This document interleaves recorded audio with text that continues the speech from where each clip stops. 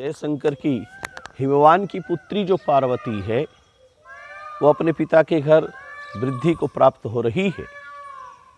अवस्था 8 वर्ष की हो चुकी है, गौरी अवस्था प्राप्त हो चुकी है। तो भगवान शिव को भी ये संवाद प्राप्त हुआ, समाचार प्राप्त हुआ कि जो सती है उसका पुनर्जन्म हो चुका है। उनके मन में बड़ा आनंद हुआ। लौकिक माया की लीला करने के उद्देश्य से मैं अपने मन को एकाग्र करूंगा।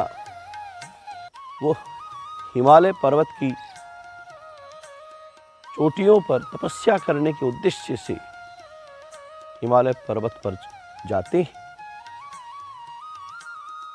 हिमवान राजा को जब मालूम पड़ता है कि भगवान आदिदेव, महादेव, आशुतोष, महामृत्युंजय, सांब सदाशिव, चंद्रशेखर जो हैं वो तपस्या के लिए आए हुए हैं, तो वो अपने परिवार, अपनी पुत्री, अपनी पत्नी, इन सबको साथ में लेकर करके उनका स्वागत करता है, उनकी पूजा करता है। भगवान सांब सदाशिव अपनी आंखें खोलते हैं, देखते हैं तो सामने हिमवान का पूरा परिवार है। बड़े ही उत्साहित मन से भगवान शिव कि हिमवान, मैं यहाँ पर एकाग्र मन की अभिलाषा से तपस्या करने के लिए आया हुआ हूँ। मैं चाहता हूँ कि इस परिक्षेत्र में कोई भी मुझे बाधा न पहुँचाए।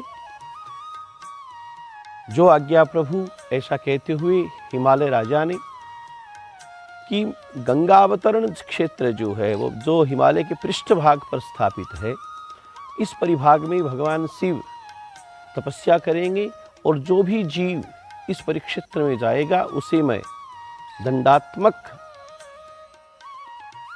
जो भेद है उससे दंडित करूंगा। कोई भी वहां पर न जाए, ऐसी घोषणा, ऐसा आदेश हिमालय राजा ने वहां पर स्थापित कर दिया। भगवान शिव तपस्या की तैयारी कर रहे हैं। जगदम्बा जो पार्वती है, अपने माता पिता की प्रेरणा से, अपने दैव की प्रेरणा से, अपने पूर्व जन्म की अधूरी रही तपस्या के बल पर भगवान शिव को ही अपना सर्वस्व मान चुकी थी, उनको प्राप्त करना चाहती थी। तो उन्होंने अपने पिता से निवेदन किया कि सांब सदाशिव आए हुए हैं, मैं इनकी सेवा में संलग्न हो जाऊं तपस्या के समय। हिमालय राजा ने भगवान शिव से कहा कि मेरी पुत्री आपकी तपस्या के अंतर्गत सेवा करना चाहती है। भगवान शिव हंस करते हुए कह रहे हैं कि स्त्री जो है वो तपस्या में बाधा पहुंचाती है। मैं तो मन की एकाग्रता के लिए ही तो यहाँ पर तपस्या करने के लिए आया हूँ, ऐसा नहीं हो सकता। तो लौकिक माया लीला चल रही है भगवान शिव की। भगवान शिव ने मना कर दिया कि नहीं, आपकी पुत्री को मैं सेवा भाव में नहीं ले सकता। तो फिर वो उमा जो है वो भगवान शिव की स्तुति करती है। यहाँ पर शिव और शिवा का दार्शनिक संवाद होता है और फिर भगवान शिव जो है वो स्वीकृति देते हैं कि चलो ये बालिका मेरी सेवा में रह सकती है।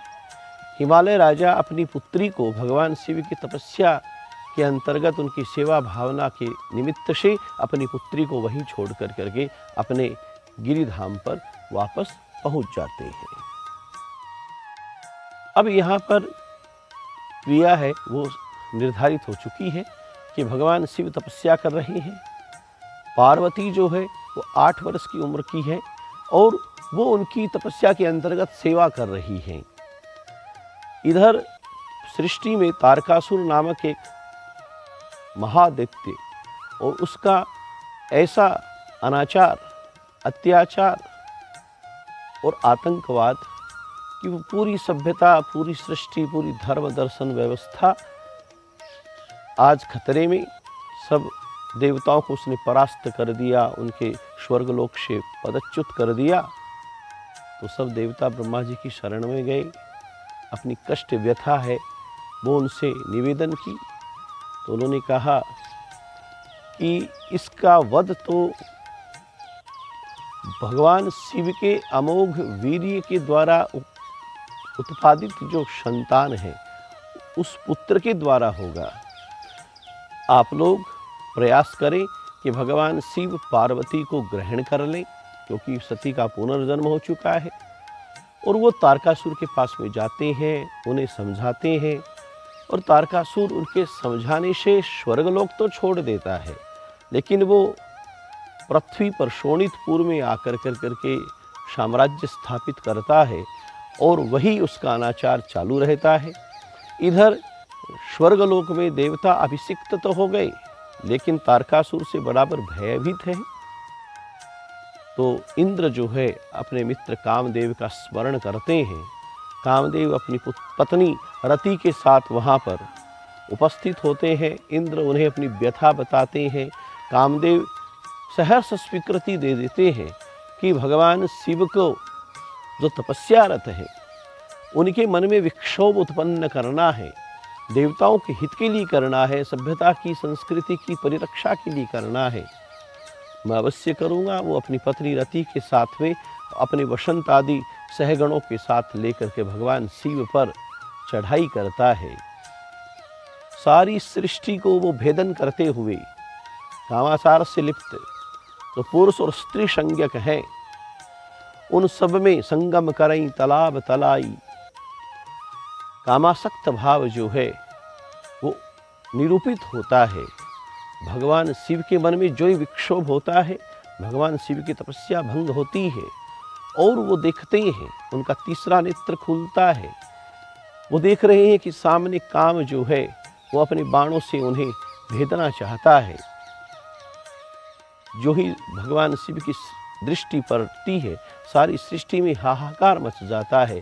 केवल भगवान शिव और जो वहाँ पर सेवा करने वाली शिवा पार्वती हैं, उनको छोड़कर सारा चराचर जगत जो है वो जलने लगता है।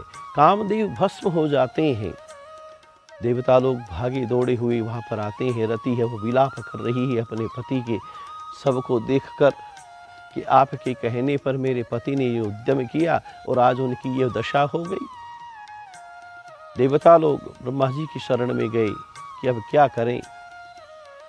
भगवान शिव तो तांडव अवस्था में आ चुके हैं कि उनके मन में काम की विक्षोभता आई तो आई कैसे।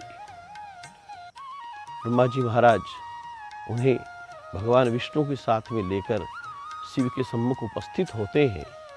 रति स्तुति करती है, प्रार्थना करती है, त्राहि माम आपकी शरण में हूँ, मेरी रक्षा करे हे कृपालु, हे भोलेनाथ।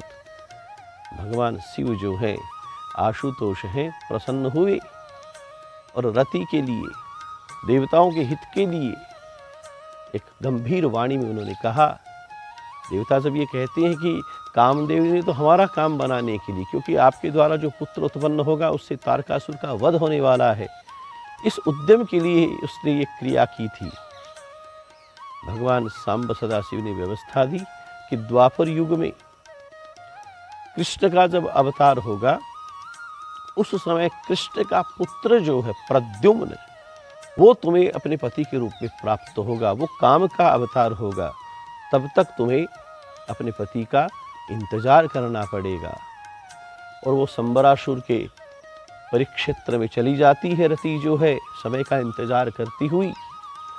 और इधर देवता लोग जो हैं, भगवान विष्णु जो हैं, भगवान ब्रह्मा जो हैं, सब हाथ जोड़कर प्रार्थना करते हैं कि महादेव आप सहर्ष पार्वती को अंगीकार करें। इधर हिमालय राजा को पता चलता है कि इस तरह से भगवान शंकर ने तीसरा नेत्र खोला, काम भस्म हो गया, हाहाकार मच गया। लेकिन मेरी पुत्री पार्वती जो है वो तपस्या के बल पर, क्योंकि वो बालिका है, अबोध अवस्था में है, अभी वो घर पर आ चुकी थी, लेकिन वो सुरक्षित थी, संरक्षित थी। हिमालय राजा को बड़ा आश्चर्य हुआ कि मेरी पुत्री की सुरक्षा भगवान महादेव ने ही निसंदेह की है। आज भगवान शंकर के तीसरे नेत्र से जो ज्वाला निकली है, जिससे काम भस्मीभूत हुआ, वो आज की भाषा का एक वायरस कहा जा सकता है कि वो वडवानल अग्नि वो सब कुछ जला रही थी।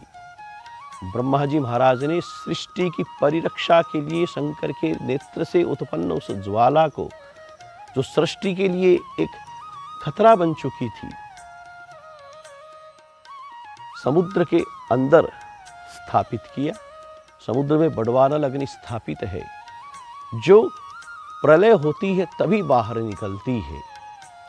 भगवान शिव ने जब काम को भस्मीभूत किया और काम को किस रूप में प्राप्त करोगी ऐसी व्यवस्था रति को दी, उस समय उन्होंने कहा था कि अब से अनंग रूप में बिना किसी शरीर के ये सबके मन में विचरण करेगा। आज चराचर जगत जो है वो कामासक्त है। काम की उत्पत्ति मन के द्वारा होती है और मन का निग्रह नहीं होने पर काम के वशीभूत होकर करके जीव जो है अधोगति को प्राप्त होता है। आज ब्रह्मा जी ने सृष्टि की परिरक्षा के लिए वडवानल अग्नि को शिव के दिव्य नेत्र से उत्पन्न उस ज्वाला को जब समुद्र में रखा है तो एक मर्यादा परिस्थापित कर दी कि जब सृष्टि का प्रलय आएगा तभी वो वडवानल अग्नि बाहर आएगी।